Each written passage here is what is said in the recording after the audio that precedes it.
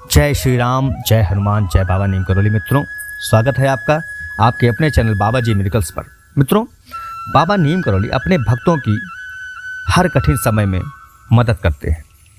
मित्रों, बाबा नीम करौली जब तक अपने भक्त की कड़ी परीक्षा नहीं लेते हैं तब तक वे उसे अपने नज़दीक नहीं आने देते हैं। मित्रों, ऐसी ही घटना हमारे एक सब्सक्राइबर के साथ घटित हुई। उन्होंने अपनी कहानी को हमारे पास भेजा है। मित्रों, आज हम सुनाने जा रहे हैं उनके साथ घटित हुई एक घटना। मित्रों, ये कहती हैं कि एक बार इन्होंने बाबा जी के कैंची धाम जाने के लिए पिछले जून में 21 तारीख को, जो 21/6/2022 को रिजर्वेशन कराया था।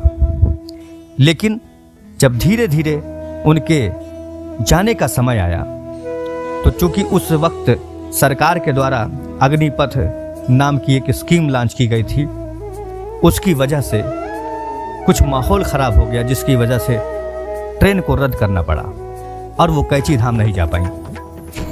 लेकिन मित्रों, उन्होंने हार नहीं मानी और अगला रिजर्वेशन उन्होंने 27/7/2022 को करवाया। मित्रों, 27 तारीख को वो बहुत प्रसन्न थीं क्योंकि उन्हें उनकी ट्रेन 27 तारीख को रात 12:30 बजे थी। मित्रों, चूंकि रेलवे में 12:30 बजे रात को AM लग जाता है और उनकी टिकट जो थी वो 27 तारीख को 12:30 AM पर थी। मित्रों, वो 27 तारीख को तैयार थी, लेकिन जब उन्होंने अपने भाई को वो टिकट भेजी और उनके भाई का दोबारा फ़ोन आया कि ये ट्रेन तो तुम्हारी जा चुकी, क्योंकि ये ट्रेन 27 तारीख को AM में मतलब रात में ही चली गई। मित्रों, एक बार फिर वो निराश हो गई और वो कैंची धाम जाने से वंचित हो गई।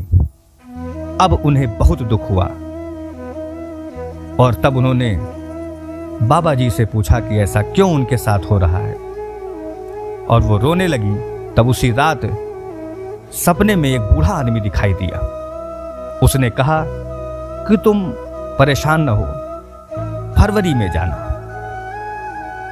उससे पहले अब मत जाओ, रहने दो।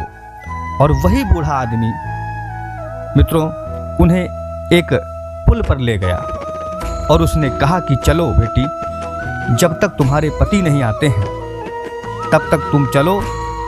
और वो उस बूढ़े आदमी के साथ चली गई।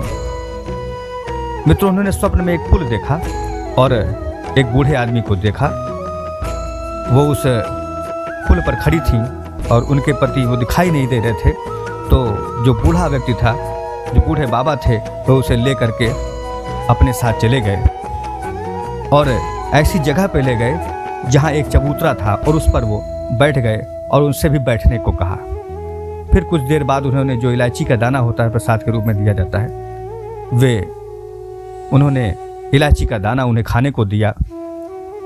तभी उनके पति भी वहाँ आ गए। लेकिन जब सुबह हुई तो उन्होंने सोचा कि ये कैसा सपना था और ना मैं उस पुल पर गई हूँ कभी, और वो कौन सा मंदिर था, वो कौन सा चबूतरा था। फिर उन्होंने YouTube पर सर्च किया, तब पता चला कि लखनऊ का एक पुराना हनुमान मंदिर है जहाँ बाबा नीम करौली जी रहते थे। मित्रों, जिसे बाबा जी ने बनवाया था, ये वही चबूतरा है।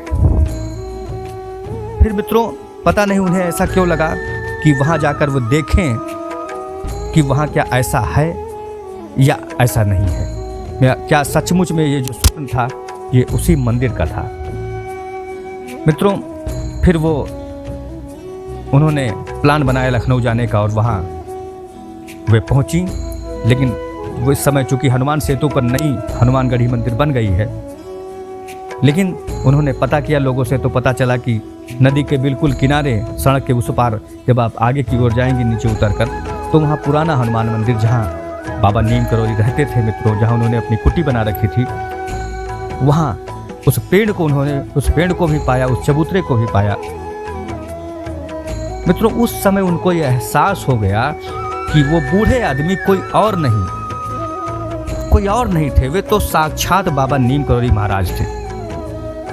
उसे बूढ़े आदमी के भेष में वे आए थे और उन्होंने ही उन्हें बताया कि फरवरी में जाना है।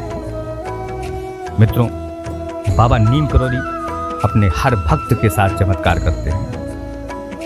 मित्रों, क्या हुआ कि यदि आप एक बार न जाने को पाए, हो सकता है उनका बुलावा न हो, लेकिन धीरज रखिए, धैर्य रखिए, बाबा जी हमेशा आपके साथ हैं और जब तक उनकी मनसा नहीं होगी आप कहीं तक नहीं पहुंच सकते हैं।